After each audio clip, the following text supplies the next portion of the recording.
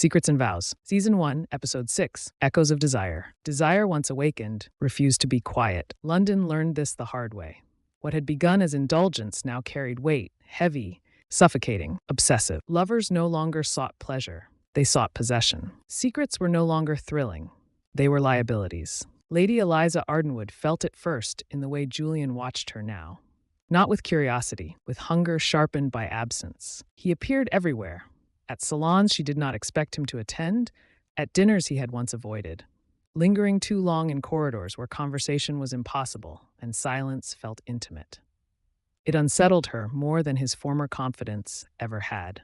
"You are avoiding me," he said one evening, his tone calm but edged. "I am choosing myself," she replied. "That is not what this is." She met his gaze. "Then tell me what it is." He did not answer. That silence was its own confession. Across the city, alliances began to rot. A woman Eliza once trusted revealed herself as the source of a damaging rumor.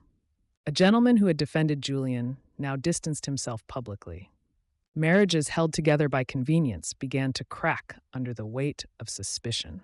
The velvet quill arrived that morning with a different tone. Desire echoes. It repeats until it consumes. The letter detailed a man who followed his lover through the city, unable to accept her rejection. His obsession had turned public. Dangerous. Eliza folded the letter slowly. She recognized the pattern. Julian confronted her later, alone at last. "You think I am the villain," he said. "I think you are accustomed to getting what you want, and you are not what I want?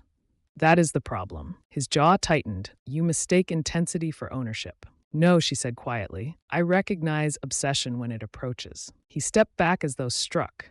Elsewhere, Lady Margaret Vale played her most daring move yet. She leaked information not to the velvet quill, but to the wives themselves. Letters arrived at breakfast tables across London. Affairs named, excuses dismantled. Some women confronted their husbands. Others confronted their rivals. One confrontation ended in a shattered mirror and bloodied knuckles. That night, a gathering meant for reconciliation turned violent in its restraint.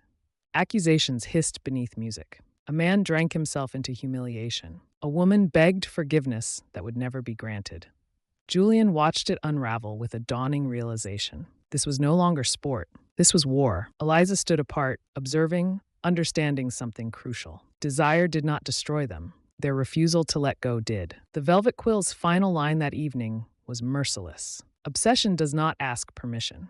It takes..." Eliza read it once. Julian read it twice. Lady Margaret Vale smiled as she sealed her next letter. The season was no longer about who loved whom. It was about who would survive the fallout.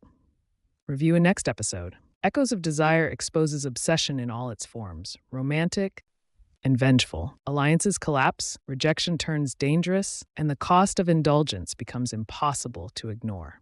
Next episode, Velvet Shadows. Secrets are weaponized, loyalties are sold, and someone close betrays everything, pushing the season toward irreversible